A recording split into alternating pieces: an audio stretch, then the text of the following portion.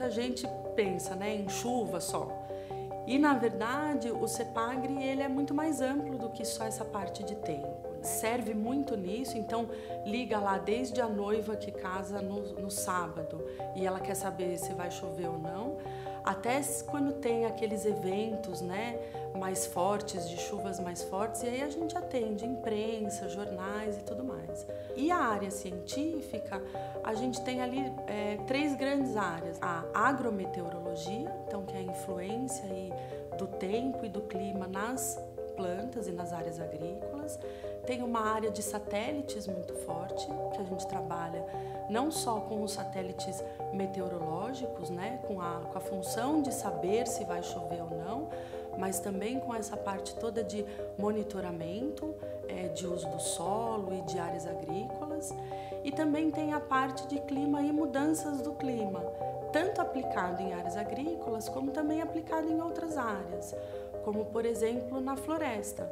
Tem uma área lá muito forte de biodiversidade, que é para saber como é que as mudanças do clima podem afetar, por exemplo, as florestas. Um dos grandes equipamentos que a gente tem lá e que a gente recebeu é o satélite GOES-R, que é um satélite de ponta, é um satélite meteorológico e a gente recebe imagens dele a cada 5 minutos, né, com várias informações, tanto informação de nuvem, de raio, de uso do solo, de gases. Então tem agrônomo, engenheiro, ecólogo, meteorologista, matemático, engenheiro agrícola. E essa área, na verdade, ela tem que atuar com muita gente junto. É uma área que a gente trabalha com agrônomos, então tem que ter essa parte de campo, de saber sobre a fisiologia da planta, quando colhe, e tem que saber bem a parte de climatologia e de meteorologia. Como também tem que ter muito bem essa parte mais exatas, né?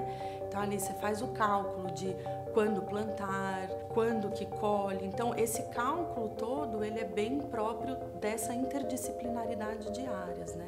Tem uma outra área lá que também é muito forte e que é relativamente nova no centro, que é mudanças climáticas aplicadas à biodiversidade, né? Então aí é uma área que tem área de clima, tem ecólogos, tem biólogos, tem agrônomos, então é tudo isso junto para que a gente consiga entender o funcionamento, né, de um grande sistema aí, ou de vários sistemas dentro do sistema clima, que é um sistema bem mais amplo, né? A gente trabalha junto também com a Embrapa, a gente trabalha junto com a Exalc, a gente trabalha junto com a FEAGRE aqui dentro, com o IG, que é o Instituto de Geociências. Com a Embrapa, nós desenvolvemos um projeto que ele avalia as condições do clima de um local e ele indica qual que é a melhor cultura a ser plantada, qual que é a melhor época a plantar, para que aquela cultura ela tenha menos perdas agrícolas por eventos do clima. E isso virou lei há um tempo atrás, né? A gente já teve projeto com a Embaixada Britânica, com a Unidade Europeia.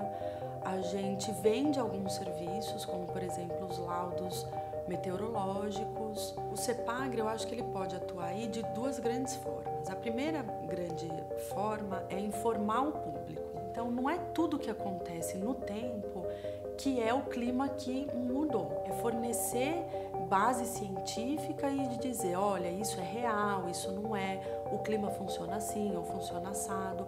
É normal ter seca numa época do ano mais seca, é normal chover. Então, o que são as mudanças do clima? Não é tudo o que acontece no tempo que é o clima que está de outra forma, né? Da variabilidade natural do clima. Então é normal chover um dia, não chover outro, ser mais quente um dia, ser mais frio outro, mas a gente tem visto sim um aumento de eventos do clima extremo, né?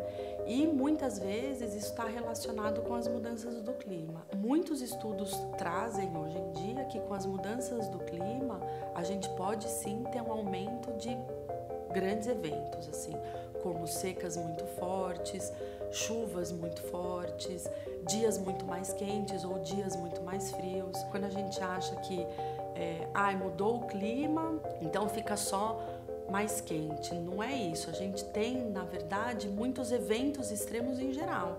Então, chuvas muito mais fortes, mais secas muito mais fortes, muito mais longas. Pode ter dias muito mais frios, ou uma sequência de dias muito mais frios, ou uma sequência de dias muito mais quentes, muito mais secos. Na verdade, é um desequilíbrio do clima, né? E que de diversas formas ele tenta por diversos meios se reequilibrar, fornecer para o público dados do que pode acontecer com aquele próprio aplicativo que a gente fez, né, com o INPE, então informando o público onde pode chover, como pode ser, se a chuva vai ser forte ou não, e o público já de antemão saber. Então, eu acho que o CEPAGRE atua nesses dois âmbitos, né? Tanto na informação científica, quanto na parte prática. Vai chover daqui meia hora no centro. O centro normalmente alaga, fiquem atentos. Junto com o INPE, que é o Instituto Nacional de Pesquisas Espaciais, o CEPAGRE desenvolveu o SOS Chuva, que é um projeto que tem vários radares espalhados e que indica onde vai chover, quanto vai chover e onde que estão localizados esses eventos extremos. Esse aplicativo ficou em primeiro lugar num grande prêmio que chama Peter Murani. Desafios a gente sempre tem, né? Isso em todas as áreas. E eu acho que do CEPAGRE agora é elevar o CEPAGRE a um nível de mais informações ainda, mais informações para o público, conseguir transpassar essa informação de uma forma mais simples, porque quando a gente está falando de clima, a gente fala aí, ocorreu microexplosão.